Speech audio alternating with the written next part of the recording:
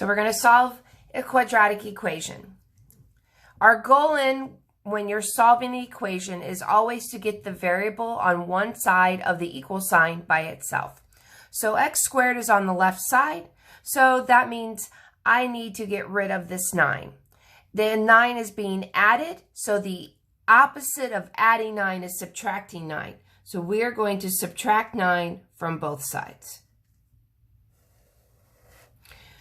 What this leaves us with is x squared equals 80.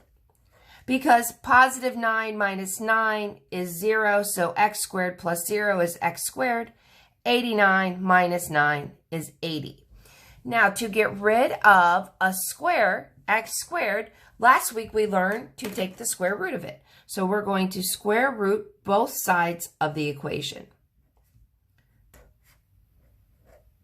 Last week we learned that the square root of x squared is x.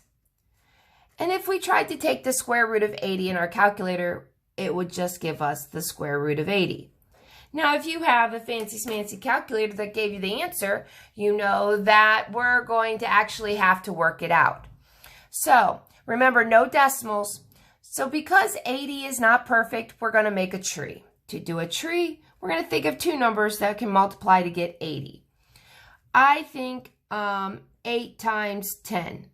You guys, you could have thought of 2 and 40, and you could have thought of 4 and 20. Those are probably your standards.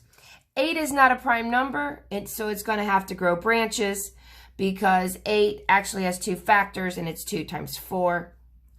I'm going to circle 2 because that is a prime number, which means it can't grow any branches. 4 is 2 times 2. Circle 2's because those are prime numbers. Prime numbers only have 2 factors, one in itself. And the factors of 10 are 2 times 5. 2 times 5 are prime numbers as well. So we circle those. Now that everything has been circled, nothing else can grow branches, we're going to look for those pairs. And I see a pair of 2's here, and I see a pair of 2's here. So, because I have a pair of 2's, that one pair of 2 goes here. This pair of 2 goes here. And because the 5 does not have a pair, it goes inside the radical. And now we're left with our answer. 2 times 2 is 4, and we're left with the square root of 5. That's our final answer. X equals 4 square roots of 5.